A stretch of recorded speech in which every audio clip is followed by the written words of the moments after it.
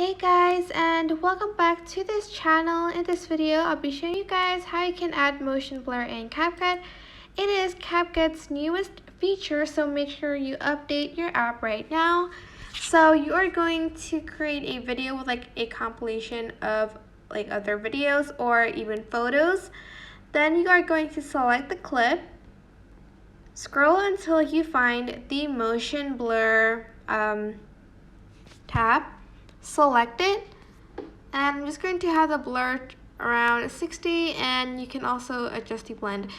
You can adjust it like however you'd like. You can choose the direction too, and as you can see, there's around 6 times like the video changes, so I'm just going to select 6 times. But if you only have like 4, you can use the 4 times one.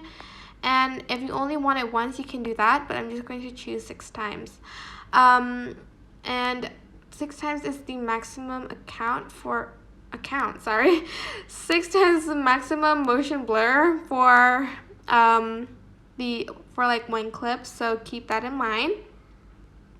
Press the check mark button and let CapCut do its thing by applying the motion blur. And you can also shorten your video to reduce the processing time, but it's going to take a few minutes for it to generate, so you don't have to like insert any more transitions yourself. Like, you don't need to create more. And this is what it'll look like. I hope this tutorial was helpful for you guys. Don't forget to like, comment, share, and also subscribe to this channel if you haven't done that. If you have any questions, just leave it in the comment section down below and I will try my best to answer them all. Thank you so much for watching. Bye!